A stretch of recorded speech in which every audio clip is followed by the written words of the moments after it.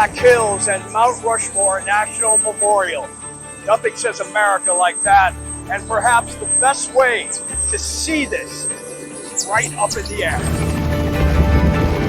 This is Austin, the pilot, and Austin, where are we headed? We're going to Mount Rushmore. Let's do it.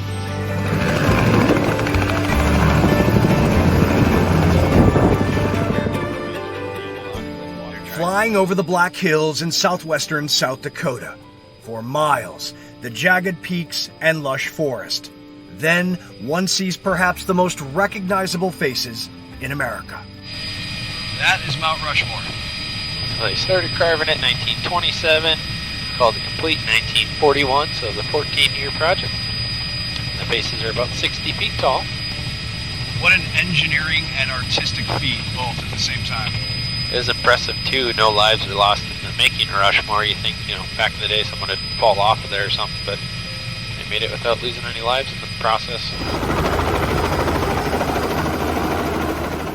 America's shrine of democracy, Mount Rushmore National Memorial, features the faces of 4 American presidents: George Washington, Thomas Jefferson, Theodore Roosevelt, and Abraham Lincoln, respectively. From the ground, the sculpture is equally impressive. But how does the volatile weather patterns of the Black Hills affect Rushmore?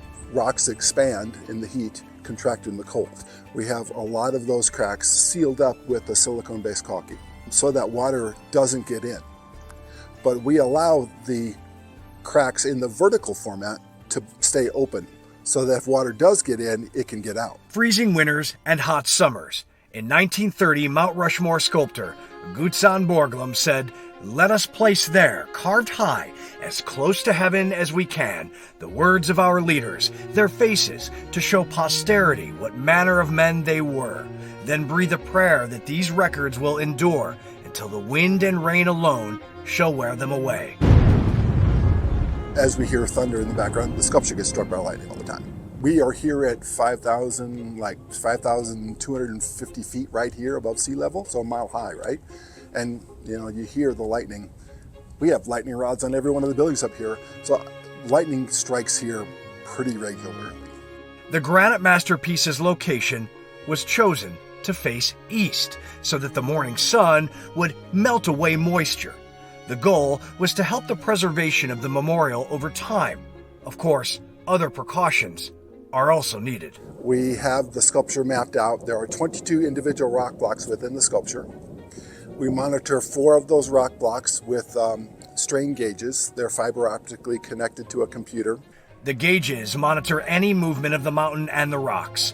With extreme temperature swings in the Black Hills, expansion is a serious issue. So is keeping the faces clean. We power washed it in the summer of 2005. Took us about 3 weeks. Scientists estimate that with the rate of erosion and with human care, the basic shape of the president's heads might last up to, get this, 7 million years. And interestingly enough, of those 14 years of work to complete, well, only 6 years included actual carving, while another 8.5 were consumed with delays due to weather. Now, if you're wondering how the mountain actually got its name, you have to go back to the late 1800s. Charles Rushmore, an attorney from New York City, was out here looking at gold, looking to strike it rich. He was with a guide and they were touring this area, and he asked the guide, "What's the name of this mountain?" And the legend says the guide replied, "It doesn't have a name until now. Now it's called Rushmore." At Mount Rushmore, Robert Ray, Fox Weather.